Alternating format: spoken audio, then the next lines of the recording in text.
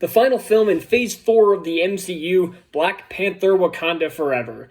As far as Phase 4 goes, it's been pretty good still. It's not been nearly as good as the first three, don't get me wrong. It's had some duds such as She-Hulk and Thor Love and Thunder, but overall it's still been pretty good. Most of the movies have been very well done, such as Shang-Chi, Spider-Man, Doctor Strange. They were all really good. They were all really good movies. Their shows have been pretty good, and the two specials they came out with were pretty fun for 45-minute specials. And this is technically the end of Phase 4, even though the Guardians of the Galaxy Holiday Special was really the end of Phase 4, and Phase 5 kicks off in February with Ant-Man and the Wasp: Quantumania. So, I've got that to look forward to in a few months, but right now we're talking Black Panther 2.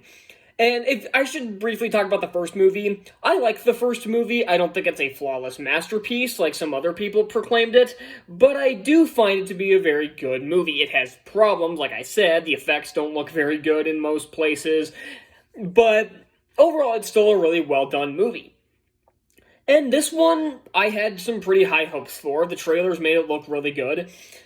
Much like most Marvel movies do. Most Marvel movies at least have good trailers, even if their movies are average, which doesn't happen often. But, so yeah, gonna jump right into this. I definitely like this movie, don't get me wrong. I do have some issues, though. This is not a flawless, much like the first one, it's not a flawless masterpiece. I'd probably say the first movie is better, but there are some things this second movie does better. First of all, the effects look better. There's none of that crappy Black Panther v. Killmonger CGI going on. All the CGI looks at least passable. There's none of that awkward CGI puppets from the final battle of the first movie. But there are issues. I'm gonna get into the issues I have with this movie first. First off, I don't like the fact that this movie is basically a huge metaphor for the colonizations. I hated that. I heard that ahead of time, and I hated it so much. And there's a couple of lines of dialogue that kind of reflect that, where they talk about General Ross, and they refer to him as a colonizer. And one of the last lines in the movie, is Okoye essentially breaking him out of prison, and saying, "A white colonizer in chains, now I've seen everything." I almost yelled out, "Go fuck yourself," in the middle of the theater. I had to restrain myself from yelling out, "Go fuck yourself," when I heard that line. So yeah, there are some lines that I think Coogler thought were way more clever than they actually are when they're just kind of cringy. The comedy, for the most part, is mostly just not here. There's not a lot of jokes. Some of the comedy works, some of it doesn't. That's just like most movies nowadays. But there was surprisingly little of it. And that's totally fine. At first, Riri Williams was not very likable. She got better after the big attack on Wakanda. She got better, but at first I did not care for her at all. I haven't read any comics with Ironheart because I just don't care about the character. I've read some featuring Ironheart, but I've never read any actual just Ironheart solo comics. So I didn't really know much about this character, and honestly, my biggest problem with her is that you could have cut her and not missed much. Like, you cut her out of the movie, you don't really miss anything. She's more of a plot device than anything else. It's done well. It's done much better than Sam Drake from Uncharted. But I feel like you could have tweaked the script pretty easily and cut her out. And speaking of tweaking scripts, this movie was too damn long. 2 hours and 44 minutes. Or maybe it was 41 minutes. I don't remember. Over 2 hours and 40 minutes. That is unfreaking believable. This movie could have and should have been cut down. I think cutting out Ironheart probably would have fixed it. Now, the movie, for as long as it is, the movie's paced well, but there are a couple of points where the movie started, or I started to feel the length of the movie. Like, the actual Black Panther doesn't show up until about 2 hours into the movie. And you can tell, like, just looking at the logo, you can tell they're putting more focus on Wakanda Forever than they are the Black Panther, because it's kind of just, like, hidden up in tiny text. But, yeah, so that just kind of threw me off. But yeah, the movie is just too long. And something I do want to talk about, I have to wonder what the original script looked like. Now, I'm guaranteeing it probably was pretty similar to this movie. I don't think there was a ton changed, and there was, well, obviously they added in the fact that T'Challa's dead and all that other stuff.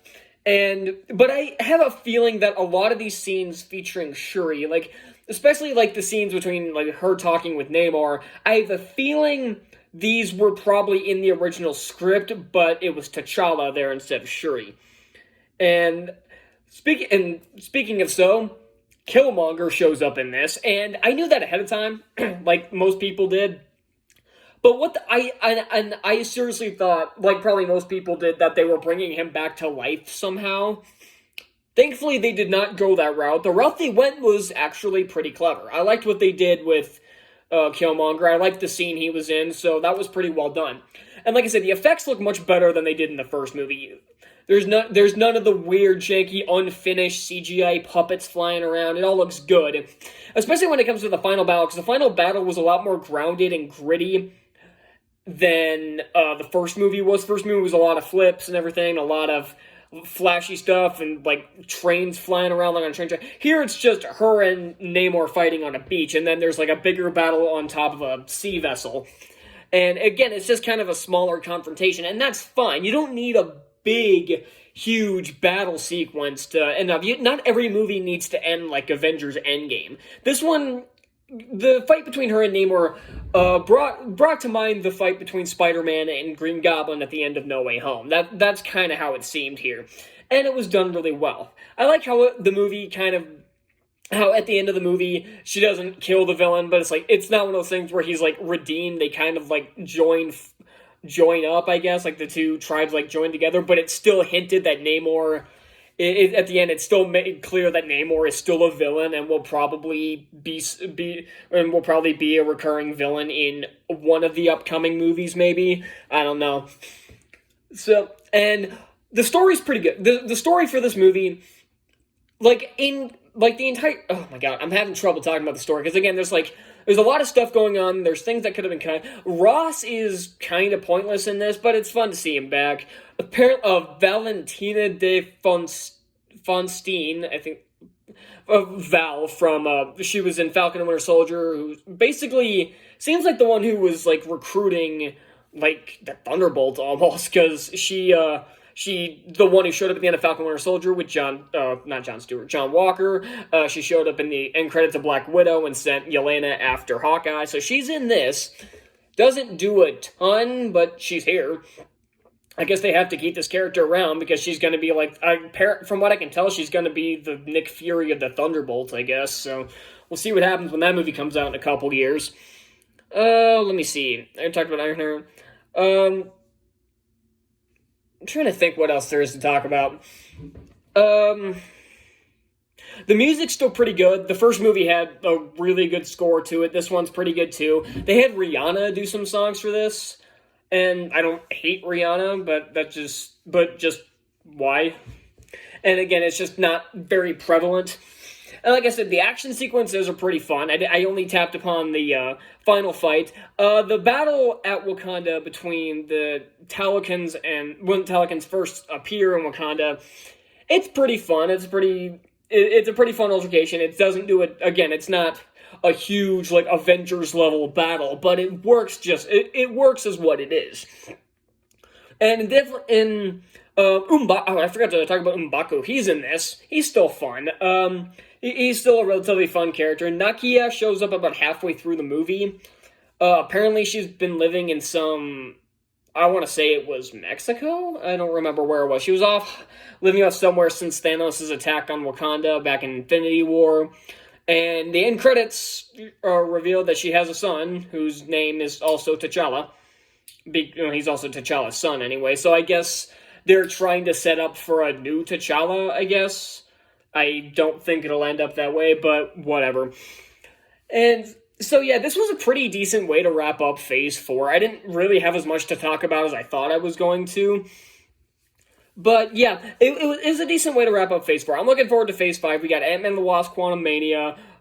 We got We got a bunch of other movies and shows. We got Echo, we got Secret Invasion, Guardians of the Galaxy Volume 3, we got The Marvels, which, not really that excited for that one.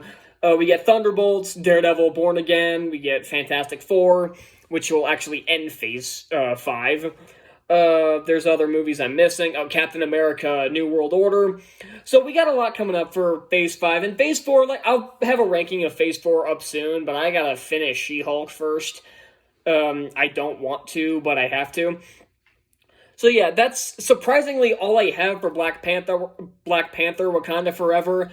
It wasn't honest. Something else I forgot to mention. It wasn't quite what I was expecting. I was expecting this to be like one big like Chadwick Boseman tribute. It really wasn't, which was kind of surprising because that's really how the trailers were. But it worked, and it worked as what it was. It was a good self-contained story about the emergence of a new Black Panther. So yeah, that's all I got for Black Panther: Wakanda Forever. I'm gonna go a B minus. This could have been better had they cut some of the issues I had with it. And automatically the movie gets dog points for having CNN show up, so yeah. So that's all I got for Black Panther Wakanda Forever, and I'll see you next time. Bye!